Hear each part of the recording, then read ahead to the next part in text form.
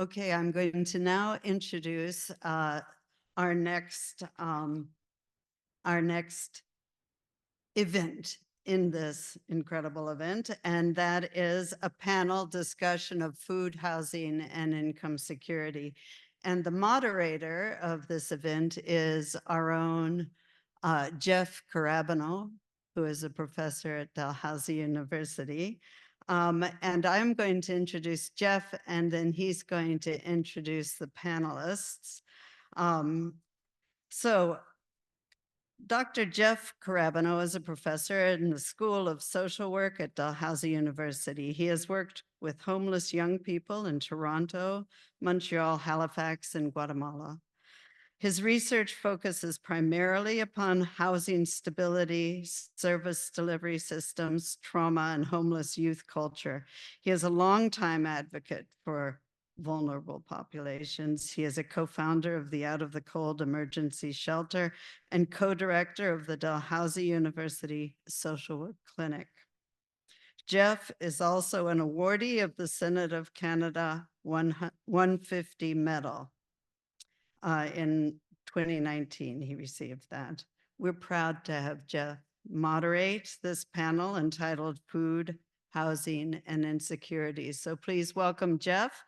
And I'm going to call the panelists up. If you could come and sit at the table. Gary Bloch from Toronto University, St. Michael's Hospital and Inner City Health Associates. Jim Gunn, Beacon House Shelter, Eric Levitan-Reid, New Dawn Enterprises, and Kristen, Lowitt, Sustainable Food Systems, Queen's University. Thank you. Welcome to you all. Nice to reconnect with folks here. Welcome, everybody. What a beautiful, eloquent introductory expose around louder, closer to mic. Okay. What a beautiful introductory words. So eloquent around who eats first. Also, who's around the table and how we can get everyone around the table. I think are deep principles and metaphors for actually a basic income. So extremely proud to have such a illustrative group of folks to talk a little bit more about basic income kind of on the ground and what that looks like from folks that are working day in and day out with very vulnerable populations. I'm just going to introduce and then kind of guide folks around some questions. Our first panelist is Jim Gunn, a retired educator, spent 14 years as superintendent in the Annapolis Valley region and worked as an interim superintendent at the South Shore Regional School Board and Tri-Council Regional School Board. Jim is currently a volunteer board member with Beacon House Interfaith Society, which created and runs the Beacon House, which is a 51-bed shelter and warming center open 24/7. So Jim, I think you're going to do just a brief expose of kind of your work and what you're seeing on the ground. And then I'll introduce the other panelists. So welcome, Jim. Just a few comments. I'll try and stick to my notes. The Beacon House Interfaith Society, and you can follow a lot more about it on our website. We have a pretty good website now. And it's on the society operated since 1985, the retail store and the food bank under one roof on Cobequid Road in Lower Sackville. The society has about 15 normally churches, interdenominational churches on the board. And just a few basic facts about the operation on Cobequid Road that's been there such a long time. We have the retail store and the food bank under one roof, and that's one of our great advantages because the generous donations from the community, which never stop flowing into our shed next door, it all gets sorted by volunteers and staff and the revenue generated by the donations to the Beacon House retail store or thrift store generate the revenue, and it goes right through the doorway to the food bank on the other side of the building. So some simple numbers about that to demonstrate what is happening. We have the February numbers from our annual meeting back in February. The retail net sales from the contributions and the donations and the financial donations in February were $302,000. And that revenue was up from 263 the previous year. And that revenue then kept the whole operation going, including the food bank. The hunger count, we call it that, how many individuals, how many people, including children, did we feed in that month of February? The hunger count was 1,584, and that was up 45% from the previous February. But the annual hunger count for the Beacon House Food Bank for the past year up to February was 17,482, and that was up 41% from the previous year, from 12,413. So those numbers show what we know is happening in our world these days. I would like to speak a bit more about the shelter. 3 years ago, over 3 years ago now, Cheryl Newcomb, the chair of the board, wanted to get Beacon House involved in the sheltering, homelessness, housing issue. And a partnership was formed with the Archdiocese, the Holy Trinity Parish in Lower Sackville. They had a church building, St. Elizabeth Seton Catholic Church, sitting empty. We formed a rent-free lease agreement with the Archdiocese for that facility. And Cheryl put out a call, says, now that we've got the building, we can't do this without some support.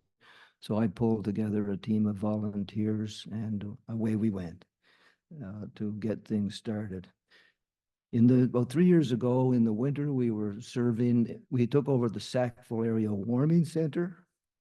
It had been a smaller building downtown, and we were in a warming center taking care of 15 to 20 people between 6 o'clock and 8 o'clock at night, 4 nights a week, with volunteers only.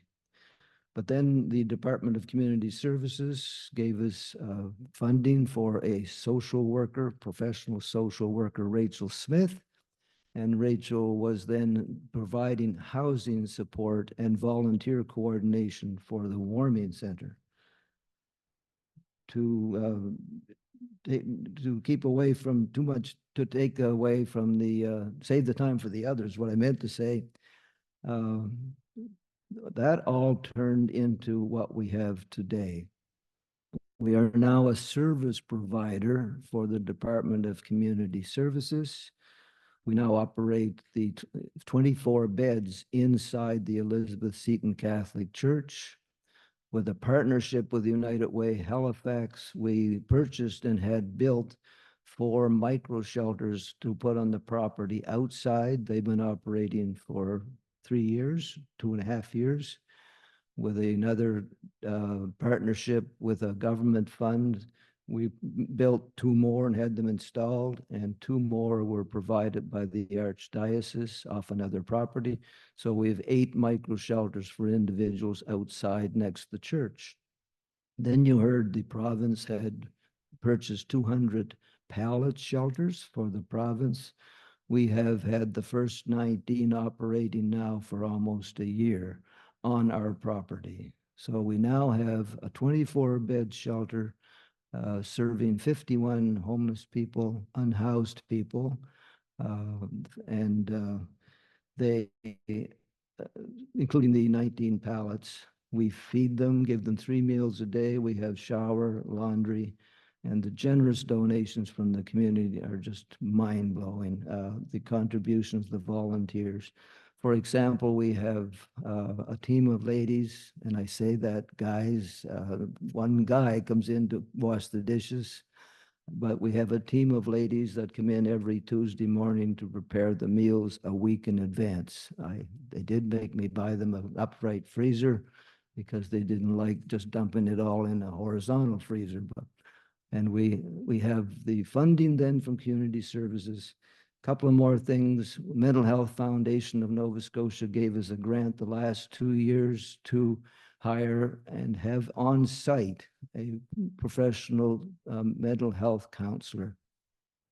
And she's in the hallways, down the hall, got her office, and she's there 2 nights a week and Fridays and Saturdays.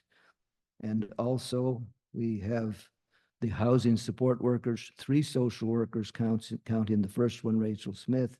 They are serving about 50 to 60, sometimes 70 people from Bedford to Enfield who are losing or about to lose or trying to not lose their housing. And they are also serving our 51 guests who are seeking housing. And my last comment, just to give you a sense of our guests, we call them our guests. About 40 to 50% of them sometimes are working. Their age is 45 to 75. We have sometimes 6 or 7 going to work each day from our pallets. And we have some students who are university students. We have some immigrants who are students. And we have some veterans on pension. We have this notion that we have these images of who are the unhoused. Well, we really don't know anymore how almost anybody, it seems now, they're losing their homes and they're ending up in places like we are providing. Thanks.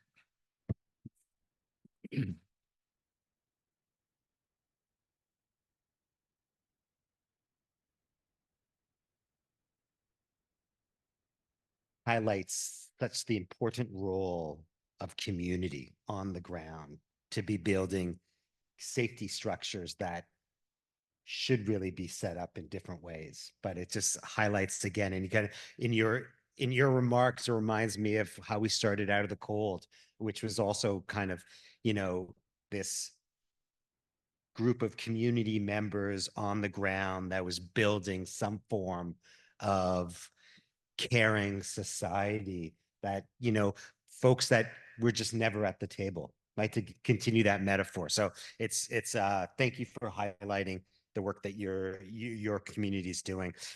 Second up, and we'll kind of keep everybody to 5-ish minutes so that we can kind of get into deeper discussions, is Levitan-Reid. Eric's a community development practitioner with a focus on comprehensive collaborative approaches to complex issues. Born and raised in Cape Breton, Eric currently supports community engagement and collaboration initiatives for New Dawn Enterprises, a well-established community organization serving Cape Breton Island. Previously, Eric worked with the Carleton Institute of Social Policy and Tamarack, an institute for community engagement, where he served as a policy researcher and learning and evaluative coordinator for the National Vibrant Communities Poverty Reduction Initiative. Honored to have you.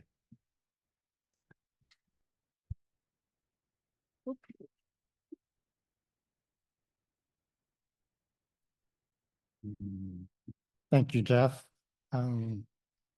Very much like Jim, in our part of the province, we certainly do have very many people who are struggling to meet their basic needs around food and housing and health as well. But before I comment a little bit more about that, I just want to flag another perspective on these same issues, and just hold up what people in our communities are aspiring to in terms of the lives that they're seeking.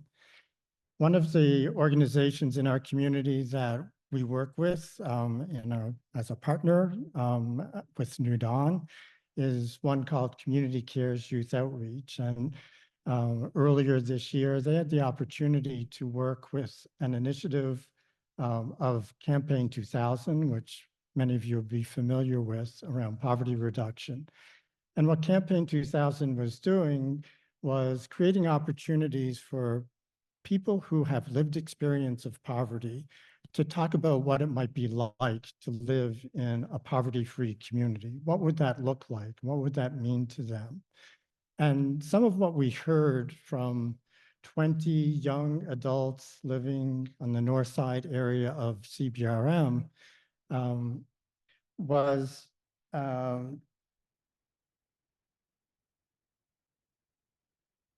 the kind of inclusive, supportive community that they were seeking, the kind of lives that they aspired to that would be comparable to what others in their community are experiencing. And a deep desire for those young families where there were children to break the cycles of poverty that many of those young adults themselves had experienced and which they feared their children would also experience. So to try to create those full and abundant lives, that's really what people are struggling to do. And food, housing, health, those are all specific elements of that still broader kind of objective. So what we're seeing in our community, similar to Jim, is people really facing major challenges around even those three themes themselves. We have a 1% vacancy rate of housing in the CBRM. We have 1,000 households on the waiting list for public housing. Much of the housing stock in the community is in need of major repair. With the high demand that there is seeking housing and the low supply, many people are forced to live in circumstances in terms of their housing that are really unacceptable, whether the dilapidated condition of the housing, sometimes rat-infested conditions, high costs that obviously impact their ability to meet all kinds of other vital needs. We have many people experiencing homelessness. Since 2016, when some of the careful research has been done to track the levels of homelessness in our community, they have not gone down. Most recently, from the research that has been done, 325 households experiencing homelessness of various sorts, and that includes some 59 people who are totally unsheltered. And energy poverty also impacting people in their homes. There was a report very recently by the Ecology Action Center looking at energy poverty throughout the province. Of 77 local areas that they analyzed in terms of energy poverty, 9 of the top 10 communities in terms of the levels of household energy poverty were in the CBRM. So very significant problems that people are facing with respect to housing. And the same picture you see again with respect to food security. Most dramatically, some of the data that we've seen is from Feed Nova Scotia and the member agencies that they have in Cape Breton over the last year. The unique number of participants in food banks around the island has increased by 50%. Province-wide for Feed Nova Scotia member agencies, that same increase has been about 25%. So dramatic enough, even steeper in our part of the province. We also know from some recent research that's taking place that there are many community service organizations of one kind or another who have seen the need to create food assistance programs of one form or another, because even if their primary mandate is not food security, they know that people are struggling with that issue, and it impacts the other areas in which they're trying to work with people around employment or education or mental health or other concerns. So again, a major challenge. In terms of health, some of the data that would speak to other aspects of health are not so easy to come by, but mental health is something that we're very much aware of as a major struggle, and that has been existing for some time in the Cape Breton area. So we know that in the Eastern Health Zone, that includes Cape Breton and some parts of the mainland, we have the highest annual mortality rate of opioid-related deaths in the province. And CBRM itself has needle use rates and opioid recovery program enrollment 300 to 500% higher than the mainland. Deaths of despair, sometimes in the form of drug overdoses, is often a reflection of a loss of hope, despair. And alarmingly, we've done some research in some parts of the CBRM that show that young adults have a much lower level of hope than older adults in our community. And so the struggle that they're experiencing because they don't see possibilities for the kind of life that they're seeking or to meet the very basic needs and beyond do not appear to be available. So what's being done? There's really a great deal that's happening on the ground locally in our communities in Cape Breton. New Dawn itself is one of the largest organizations doing this kind of work and has numerous initiatives, to some of which are aimed at providing direct responses to the existing needs. So for example, we've recently been developing a rapid housing initiative that will provide 25 units of housing for people who are experiencing substance use. And it won't just provide that housing, but the support, the supportive services that people are needing to care. Well, it's actually the building not completed yet, but it's for people have access to supports and services of various kinds that would be of value to them. We've also, like Jim, played a lead role with the Allies Center in Cape Breton in establishing a pallet village.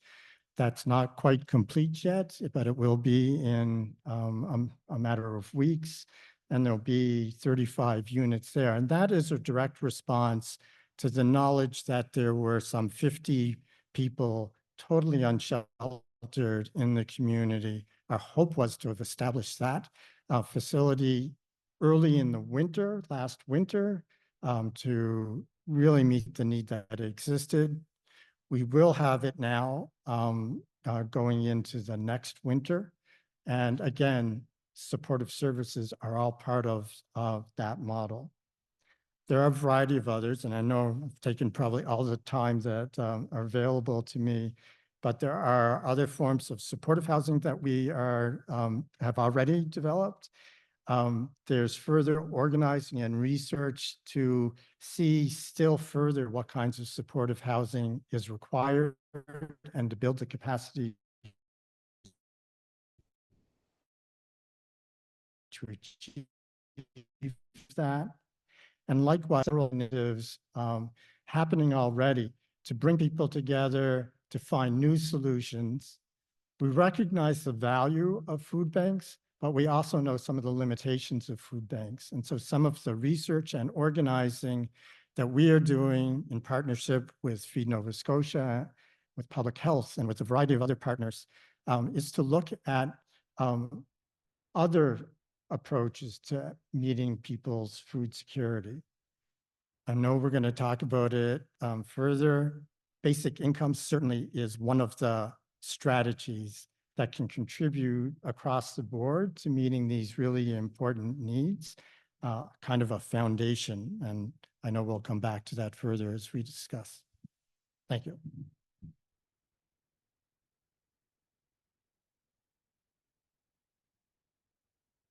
Thank you, Eric. And thank you for a glimpse of an area of Nova Scotia that kind of rarely gets spoken about. So I think it's important that we see kind of, narratives that are happening outside generally of the core urban platform. And I know, Catherine, your partner and colleague, and I have done work around kind of highlighting kind of what was happening, especially in Sydney, Cape Breton during COVID.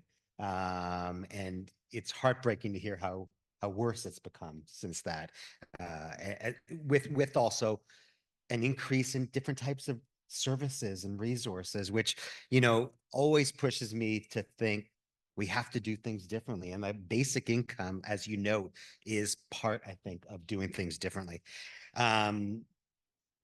Third up is Dr. Kristen Lowitt, an assistant prof in the School of Environmental Studies at Queen's in Kingston. Lovely. Her research focuses on working with communities to build just and sustainable food systems in rural and coastal settings. Themes in Dr. Lowitt's research include small-scale fisheries, Indigenous food sovereignty through governance of land and water, and collective action in food system governance. Kristen is currently leading a cross-Canada project studying food systems and the impact of a basic income. Very honored to have you here.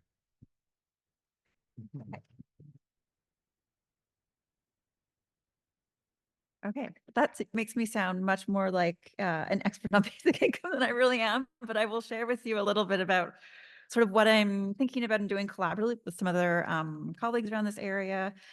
So I think my kind of general interests were introduced. Maybe I've prepared a few notes, so I kind of going to mix those up a little bit more because I think we're kind of just providing overviews of sort of what we're doing. So I guess I kind of got introduced to the idea of basic income from Barb, who you met earlier, Barb Borax with Coalition Canada, and their Case for Basic Income series, which probably a lot of you are familiar with.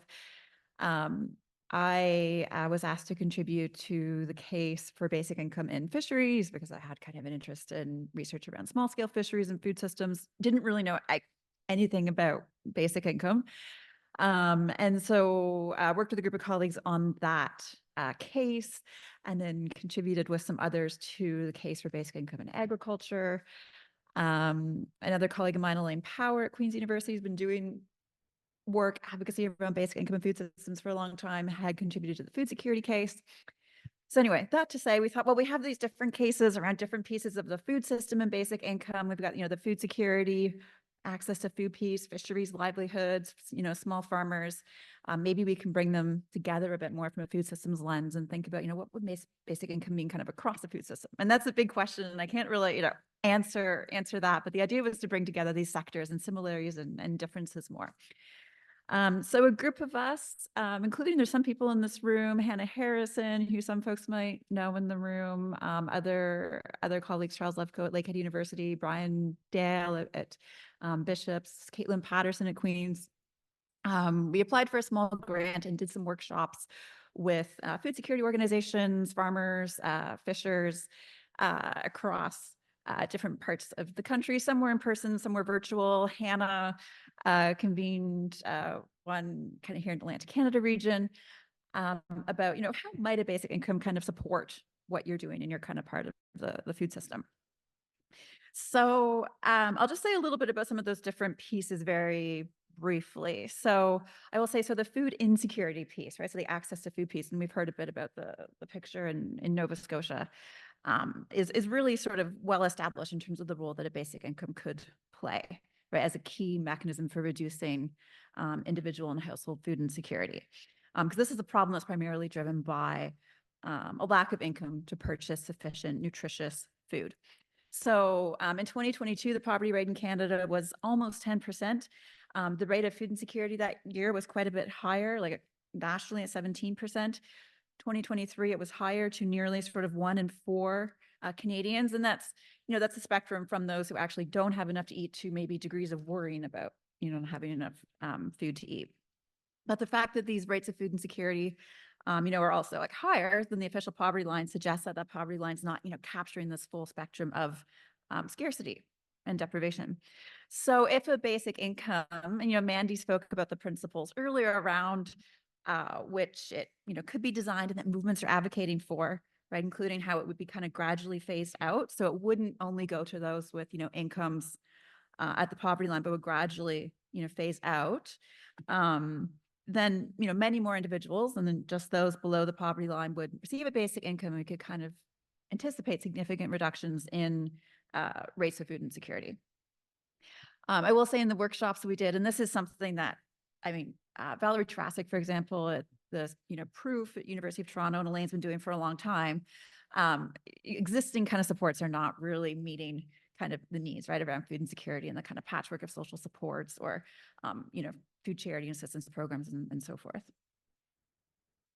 What else can I say? So food prices is another piece of this that is maybe, I should say, we know less about, less well researched, but what role could a basic income play in terms of maybe mitigating the impacts of rising high uncertain food prices for consumers? I think this is also, an interesting question. Food prices are, everybody knows, like they're quite high, they're hard to predict. Especially in terms of, corporate concentration of the food system and food retail, speculation, financialization, impacts of war in a globalized food system, climate change, right, which we're starting to feel and will likely only intensify. And food prices also don't, reflect the true ecological and social costs of food production, right? So a lot of things, pollution to water or pesticides, those sorts of things are all, exploited, labor, those are all externalities, right, to the cost of food. So certainly, some food scholars and advocates suggest we should actually be increasing the cost of food, right, to pay for those things. But that would make food prices, go even higher. And, what might that mean then in terms of, access to food for, those with lower or unstable incomes? So potentially by increasing, household incomes, a basic income might could play a role in kind of mitigating some of those price increases. And so I think that's an interesting area to think about. I'm just looking for 1 minute. Yes. Okay. Thank you. Thanks, Bethany. All right. So very briefly, the other part of the food system, production, harvesting of food. So when we did these workshops, a little bit about what we heard from some of the farmers and fishers in those groups, there were a few things. So they spoke to how a basic income guarantee might potentially support more dignified livelihoods for those who want to stay in the sector. So one of the fishers that we spoke to, so this is just a brief quote, said, "We always talk about how fishing is a way of life. It's not just a job. Often programs are targeted to let's retrain people for another job. That's not what people want. They want to continue to fish and trap in their communities, and they should be provided with a dignified way to do that," right? So basic income is supporting more than just work, but also livelihoods that are dignified and that people want to do and to remain in their communities. Another clear potential benefit that emerged was around sort of weathering some of the economic risks associated with, say, fish harvesting or farming or entering those sectors and the really high cost to, say, get land or equipment or quota. A basic income is not going to, give you enough money to buy all those and purchase those things and those inputs, but it might provide a bit of a stability as you're getting started, right, and taking on financial or economic risks. Or if you're a fisher, for example, and we heard about, example in the workshops of salmon on the Pacific coast, and there's declines in fish stocks or management that prevents you from going out in the water and catching as much as you usually do. You're not able to catch enough fish to qualify for fisher's EI, then what do you do, right? So some people spoke to a lot of potential for basic income around, one person said, new and young entrants in fisheries and being able to make safer bets on the cost of that entry, maybe what it takes to be able to get in, what it takes to stay in. And they also referred to having more choices. So rather than being part of this, they said this single processor system where you just have to sell to this one buyer that's buying, you know, all the fish and sending it, exporting it from your community. Being able to say, well, I'd actually like to sell in my community, or I'd actually like to sell in my region, or processing myself, and having more of that safety net to be able to make some of those choices or try those things out. One last point I'll make, going back to the piece on food, access and food security. One of the farmers we spoke to referred to this double benefit for agriculture in terms of maybe an income floor that a basic income could provide, as well as enhanced incomes for households to spend on food, right? So another kind of piece to think about. So I will stop there because I think I'm out of time. All right.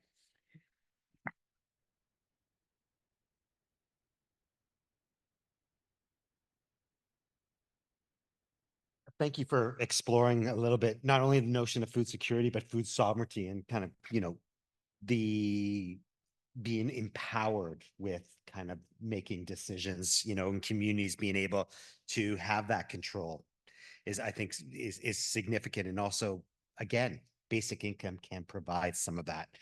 Our final panelist is Dr. Gary Bloch, a family physician at St. Mike's Hospital, co-founder of Inner City Health Associates, focusing on the intersection of social risk and health equity through clinical programs and educational curricula.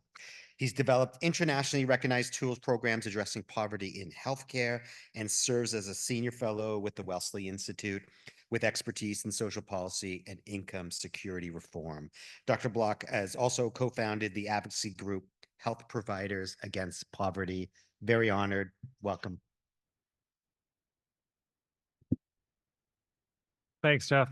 And I will really try and keep it short because I've been given another platform this afternoon, so I won't take up too much of your time here. I do want to say, though, I'm kind of looking this way, and there's been this like wild swirling storm outside that probably most of you don't realize is happening, but it's a great metaphor. We have this like oasis of calm in here and this like craziness happening out there, but it's settled down now.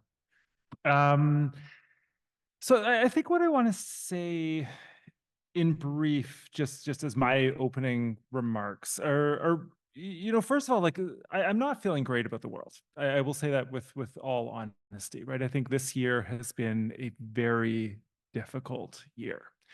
I see it because I work on the front lines of healthcare. I spend most of my time doing family practice in the downtown east part of Toronto, in a clinic with a hospital, and also in homeless shelters. And I wish I could say after, you know, 2+ decades of practice that I'm seeing improvement in the social situation of the people that I see, in the health situation of the people that I see, and I'm not, right? I'm truly not. You know, I mean, the number of homeless people or people experiencing homelessness in Toronto who are living in shelters, living on the streets, has doubled since COVID. I mean, how did that happen? Right? Like these are hard times. I see it in the advocacy work I do, right? I mean, there is a profound and very scary and very dangerous backlash going on against equity work, against diversity work, which I certainly feel within the healthcare world, and I know it's going on in very real ways outside the healthcare world. And you know, who knows what's going to happen in the next round of elections that we see in terms of who's going to actually come into power and the kind of ideas they're going to bring forward. And I think there's been a real fraying of social ties, right? In this last year, and partly due to international events that we're all aware of, but I mean, it's even splitting progressive social movements apart, right? And I think that is really hard. And I say that just, and partly to say that this is the reality we're living in, right? And I don't think we should shy away from recognizing the reality of the current situation, but also to say that, you know, we have seen times when things are different. And, you know, interestingly, as I was thinking about this, I was like, my mind kept kind of jumping back to 2020, which is such a strange moment to jump back to, right? Especially as a health provider, which is, I mean, it's obviously when the pandemic hit, when our worlds were blown apart. You know, from a health perspective, probably one of the most difficult years of my life. But there were these kind of little beacons of hope that rose up out of the crisis that happened in 2020. And I certainly felt that and saw things happen that year that I had not seen happen before and haven't yet seen happen since, but I think will. In terms of a kind of coming together of people around the need to address the urgent health and social situations of people who were most dramatically impacted by the pandemic. And I'm not saying this is like a universal, right? I don't think that we kind of, solved social ills during that time. But I will say that, again, after many, many years of working to try and create support systems for people experiencing homelessness in Toronto, within 3 weeks of the beginning of the pandemic, I was sitting at tables that involved every level of government, involved academic institutions, healthcare institutions, including big tertiary quaternary care hospitals, involved civil society institutions and NGOs, involved people with lived experience, all sitting together, working and being resourced to work on addressing the immediate crisis needs of those living at the margins of society, right? And we created things like hotels that were converted into quarantine, isolation, and support centers for people experiencing homelessness, just like that, right? I mean, it literally, I was at the center of this. It happened within weeks. Income support programs emerged at that time, right? I'm sure all of us are aware of CERB and other income support programs that came out of that. So despite the kind of trauma of those moments, to me, there was a real glimpse of what can be possible and what is possible, and of the fact that people will work together to create something better in the face of crisis. I don't know what crisis it will require to create that for the long term in our society. But I do know that somewhere inside us, we have that capacity there as a society, and that does give me hope. We can talk about where basic income sort of can fit into that looking forward, but I know my time's up, so I'll stop there. Yeah, and excited to see where this panel goes.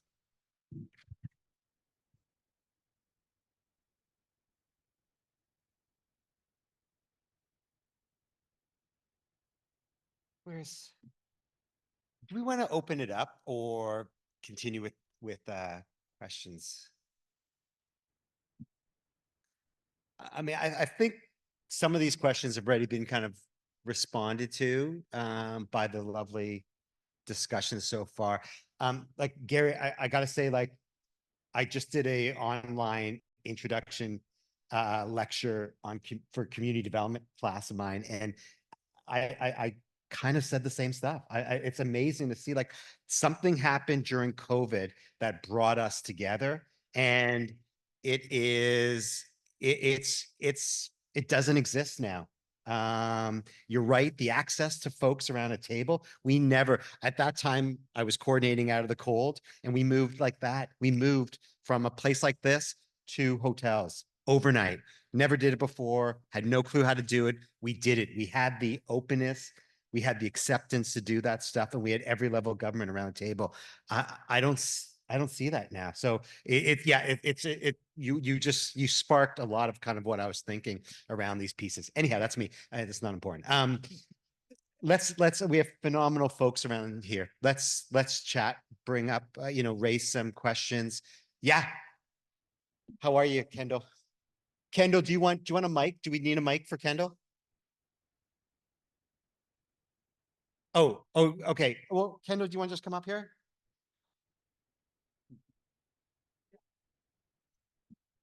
Use the mic here. Yeah. So for starters, I just want to say that I heard most of the speeches that were coming from your panel, and they were all very impressive. I missed a couple of minutes of the speech because I had to get up to use the washroom. But the one thing I would have also liked to have seen included in your speeches that wasn't there is how like when the homeless people are living together, whether it's the tent encampments or the pallet homes, as what's his name, the second person, or the third person, if you go from that direction, was talking about, um, you see, one of the things that I find as an advocate who's got my own blog and talks about the poverty and homeless related issues in this whole city, I also advocate to find solutions for social isolation and people who know each other through living in a camp encampment, and I'm sure it's the same at the pallet homes, is they find community, unlike if they were to live in their own apartments and where they're socially isolated quite a bit. And that's what I would have liked to have seen also included in these conversations, is solutions to social isolation, like once these people are housed and like move out of encampments or to pallet homes or whatever. But the one question that I have, and this is for the speaker, I can't remember your name, but it's for you who spoke about the pallet homes, is who my question is for. Jim. So my question is for Jim. For people to qualify to live in these pallet homes, like, is it just anyone or everyone who's homeless, or is there like any type of criteria related to your income level has to be below a certain amount? You specifically have to be receiving income assistance from Department of Community Services. Do you have to prove that you suffer from mental health issues? Just as examples of what I'm talking about, the criteria could be, not to say that it is, but I'm just wondering how a person would qualify to live in one of those pallet homes is my question. Okay. And I would like to comment on the community and the isolation factor that you raised. One of the most rewarding experiences daily of when I'm over around our shelter community is what it's like to be there with them in a sense of community. I'll use one example. We got a grant from one of the government departments to have a gardening program. So I have a truck. I bought a lot of boxes you put together. We bought 10 yards of garden soil, and then the demand from our guests. Well, we need these bulbs, we need these seeds, I need these tools. And the gardening program right now in this season of harvest is just keeping 7 or 8, 9, 10, sometimes more of our guests out working in the gardens. And that's one of the examples. We had another fellow, I'll stop on this one, about the community. One of them wanted a gallon of stain because the railings for the pallet walkways and ramps for the wheelchair accessibility, he thought they should be stained. So yesterday he was out staining them while I was fixing a couple of the washing machines. But regarding the qualifications or the criteria, in the 24-bed shelter inside the Elizabeth Seton Church in the former sanctuary, one section of that is for men, another one is for women, another room, and there's really no level of criteria. For example, tonight in this storm, I have the authority to just say it's open to everybody. We'll take anybody and everybody who comes tonight. In a regular night, the night before last, we would take someone into the shelter if we had a bed. So we have 24 beds. If there were 22 beds, we have 2 empty. We'll take two in. To get into the micro shelters, the 8 that we built ourselves, there's a bit of an expectation or a set of criteria that are defined by our social workers.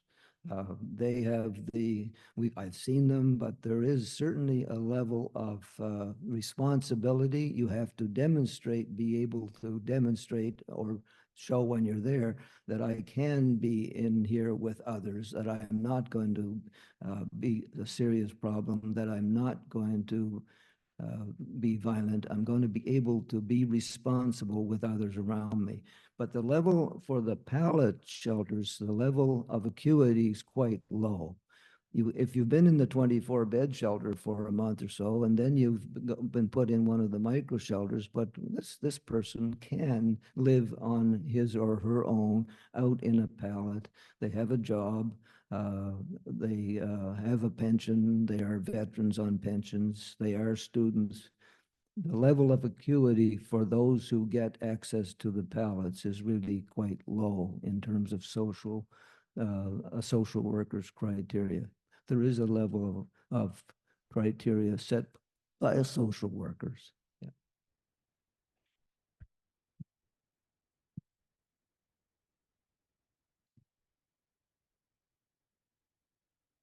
Let me just jump in and ask one question kind of around basic income that the group had kind of created here that will open back up.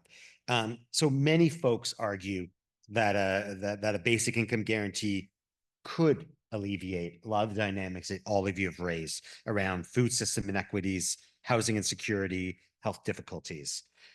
Where do you see, and I'll just go around the table, where do you see the strengths of using a basic income? And also, where do you find that there'll be challenges if we were going to set this up? I mean, basic income's been in the news just 2 days ago, right? Around a new dynamic around universal basic income, and whether that is something that can be kind of applied. Gary, you brought up notions of the CERB, right, as kind of an example of dynamics that have been in the past. So just maybe in your own work, where do you see the strengths? Where do you see the challenges of such an implementation?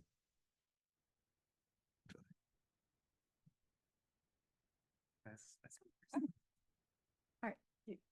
I'll say something. You want to go after? Okay. All right. I will say a little bit.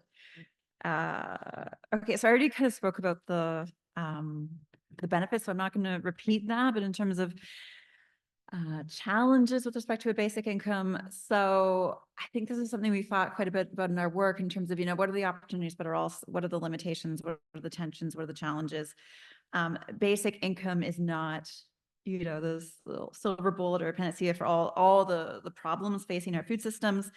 So for example, not necessarily on its own going to reduce problems of corporate control or, consolidation in the food system, right? So as a specific example, and this is something that, again, some of the folks at our workshops brought up, there was a fish harvester that said one of the things they worry about, or say I worry about, is that without policy change around licensing, quota ownership in BC, so who can actually get, quotas, how much fish you can get, who's actually getting access to that fish.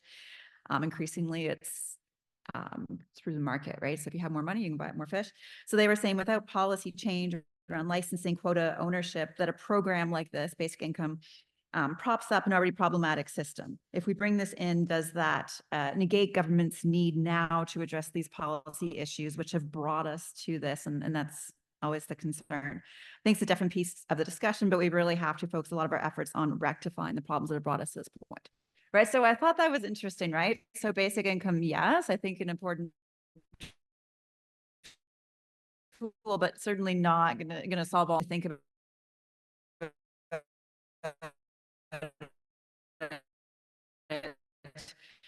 kind of holistically as a suite of, how a basic income would work alongside complementary supports in, agriculture, fishery sectors. What else would need to be amended or refined to maximize its success? And these are things we're hoping to, and sort of future research delve into more. But we heard things, around farm insurance, for example, right? A lot of that, if you're growing a bunch of different crops and have a diversified farm, it's harder to get, right, than if you're growing kind of, one thing and have insurance for that. So how those systems are not working and could be amended. But if you have a basic income, what other sort of ancillary support services do you need around, maintaining farming equipment or like mechanics or marine supply, right? You still need those things. Someone mentioned food literacy training, right? It's a basic income to purchase, potentially more nutritious, culturally appropriate foods. Certainly, I think lots of folks who are food insecure do know how to do that and do that. But if you have, is there a need for more food literacy training or time to then, okay, how am I going to prepare food for my families or go to the farmers markets and, cook these sorts of vegetables? So lots of other sort of pieces that I think would need to be thought about together, and that came kind of up in our workshops. And I wanted to say just one other thing around challenges, because I think this is a big one. It's sort of come up in previous discussions, is around temporary foreign workers, because there are increasing use of temporary foreign workers in both, agriculture and fisheries, including like seafood processing. And these are individuals that can be, really exploited because they don't often have a clear path to residency or citizenship. And so in a lot of modeling for a basic income, aren't included, right? Because they're not Canadian citizens. And so if this group isn't included in a basic income program, there's certainly concern that it could increase reliance on temporary foreign workers who are already really exploited and vulnerable and doing really important work in food systems, but in ways that, not makes them very vulnerable to their employers. So I think that's a big piece we've been talking about as a group. And I know like Basic Income Nova Scotia, for example, put out a policy statement a while ago about, supporting migrant workers as part of a basic income. So I think we need to be really clear just on like the type of basic income we want. And in the context of the food system, not ensuring that something like that further marginalizes a group because of these boundaries around citizenship. I'm going to stop there.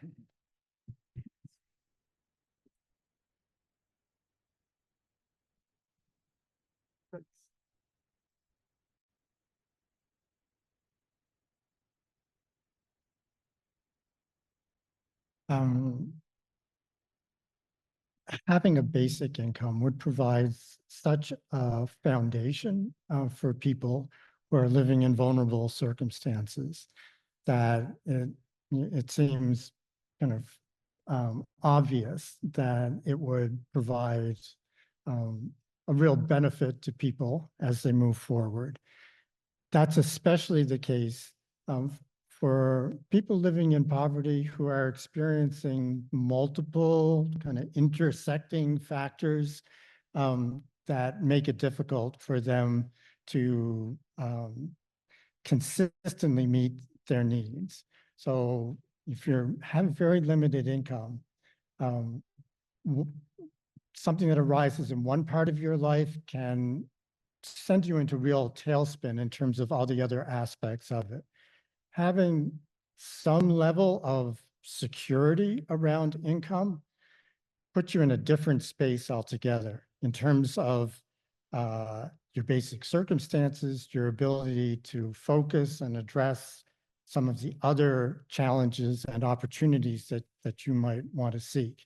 So that's the way I think I think about the benefits of basic income in terms of meeting the challenges that individuals face.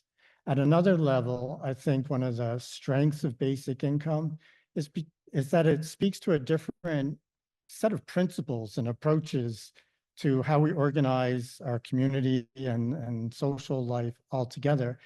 And this is very much in line with what Gunn was speaking to. So for 40 years or so, we've lived in a more or less neoliberal kind of way of approaching things that tends to put the emphasis on individuals trying to fend for themselves within basically a market kind of way of doing things. And I think a basic income, word adopted by Canada as a society, speaks to something else. It speaks to that notion that that we're committed to providing people with the foundations of what they need to make an adequate life and to secure their well-being. And the challenge I see is the need to have those kinds of values and principles of a kind of community way of living and taking care of each other, reinforced by other ways of incorporating that same sort of principle. Otherwise, I fear that basic income would be vulnerable to being eroded in the same ways that other forms of social assistance have been eroded over time and not, fulfilled the kind of purpose that they could. So I see an additional agenda of, basic income plus a whole range of other things that we need to create a way of life where we are actively committing ourselves to ensuring each other's well-being along the lines of the comments that Gunn presented earlier.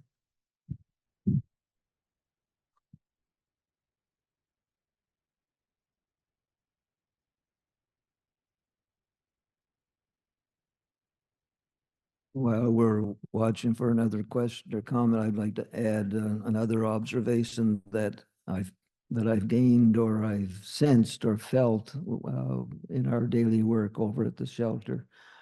And it's one that I had written down earlier. At the very least, if we had a basic income guarantee, my goodness, that just might reduce the level of insecurity that we all feel in Canada these days and in Nova Scotia. It seems so obvious when you spend the days with people who are struggling, and then you see the effect of that mind-numbing, hurting insecurity. It is affecting our health. It is affecting the level of alcoholism and mental illness. I'll say it this way, and I'll stop on this one. I enjoy a beer. I think if I didn't have a place to go to tonight, if I was hungry and I didn't know where I was going to get food for our children or our grandchildren, I might drink a whole case. It's just, and we have this notion that homelessness came or unhoused came after alcohol or mental illness or drug addiction. We see it the other way around. Yeah.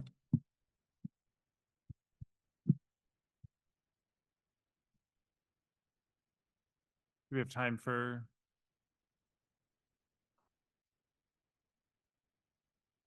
Okay, so very quickly.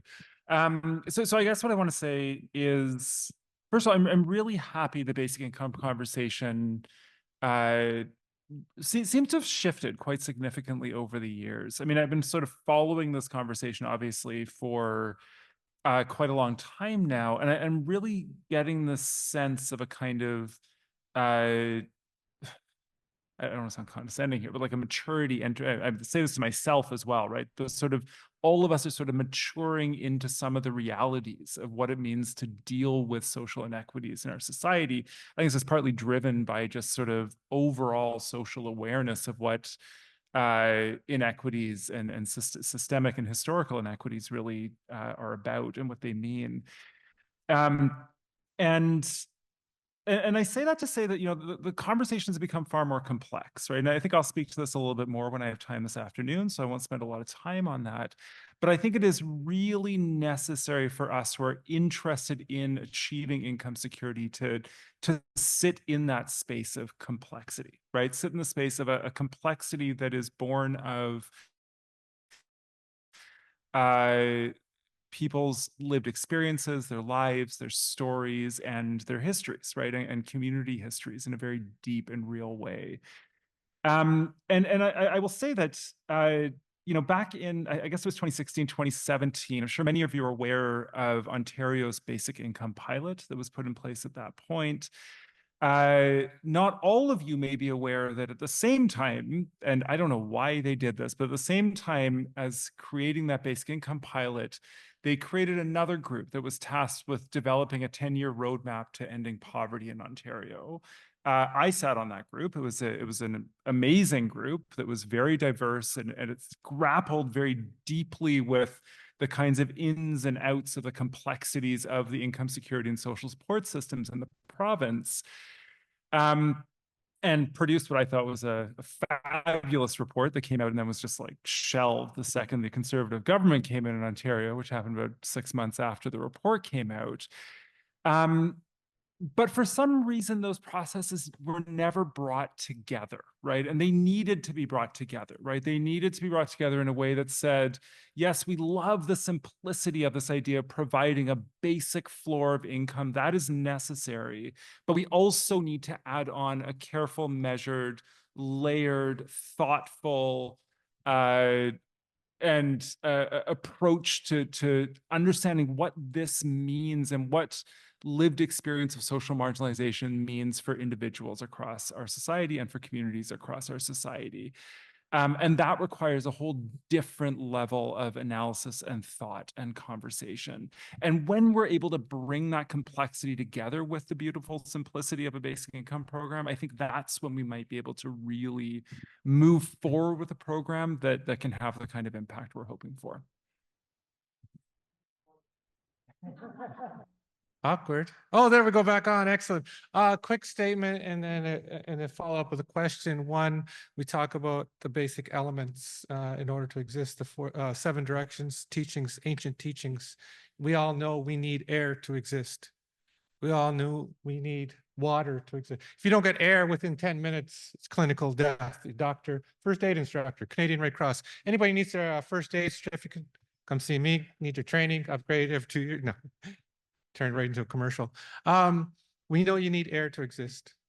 You need water to exist.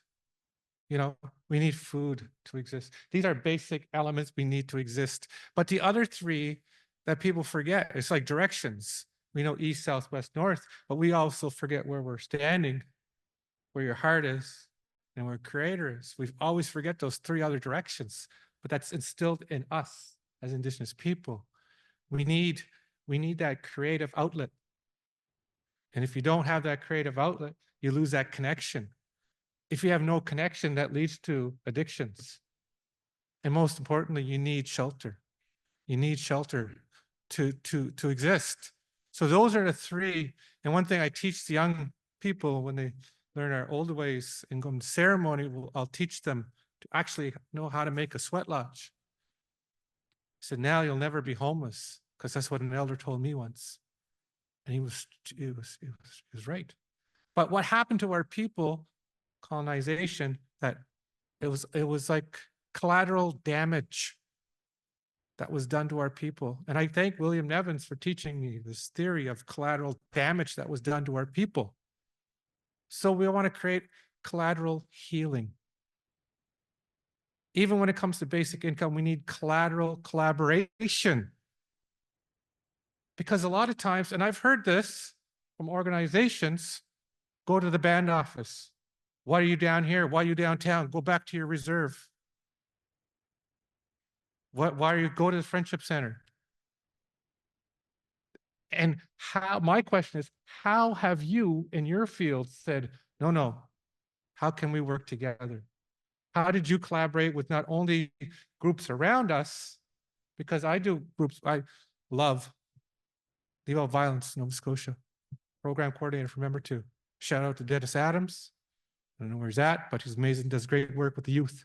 I also sit with the Wiseman, Sydney River Service Club. So I work with the elders and in my community. So trying to walk my talk the best way by abilities, best way I can. How is your organization walking your talk, and how are you collaborating with First Nation communities, but with many communities that are out there? Because sometimes we're side by side, but we're all stuck in our silos.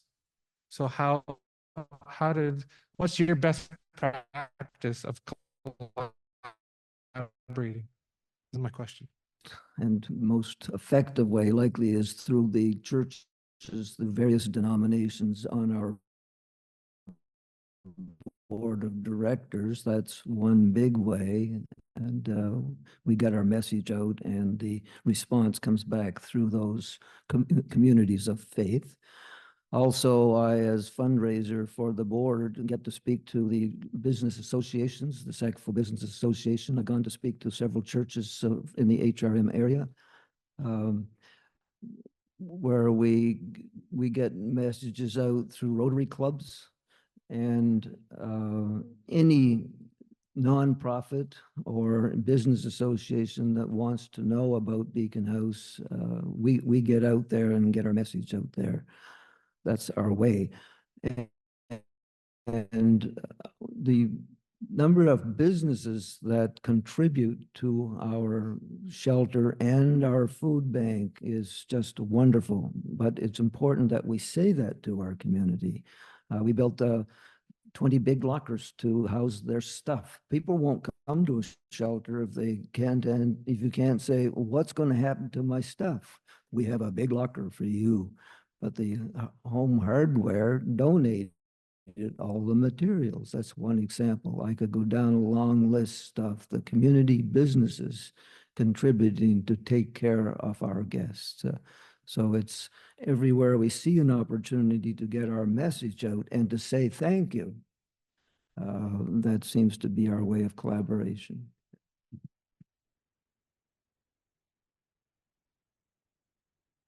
I won't say too much because I don't think, I mean, I think we should hear more from the organizational kind of perspectives.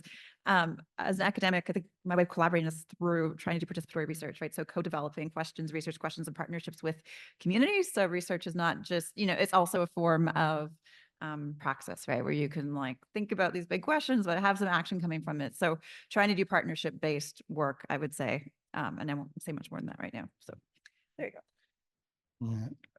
Yes, so the sort of thing that Jeff is asking about is really the core of the type of work that I strive to do at New Dawn as in my role around community engagement, because it's community engagement and collaboration.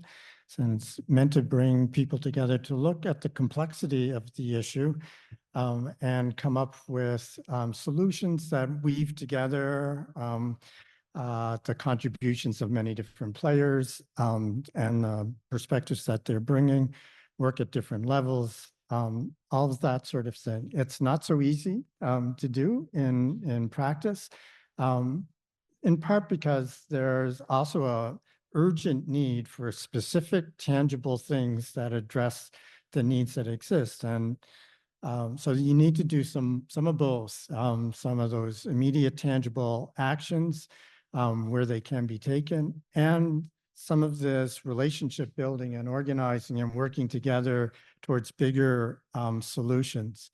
But for example, Jeff, in some of our food security work, some of which is research, but it's research with a purpose for finding solutions and bringing them about. Eskasoni is one of the partners in that, and we've also invited and are continuing discussions with other First Nations in Cape Breton around that work. At New Dawn, there's also been really quite significant work done to try to pursue reconciliation with First Nations input into a new art center that New Dawn developed called the Eldoweg Art Center. Eldoweg means, and it was provided to us by elders who were advising the initiative. It's about we create together, I believe is the basic definition. And it works really well because it's not just about creating the artwork associated with this art center, but creating other things as well, the relationships and the changes in the community that we're striving for. So there are certainly elements of that in our work, and it's a big part of where we want to go further in the future.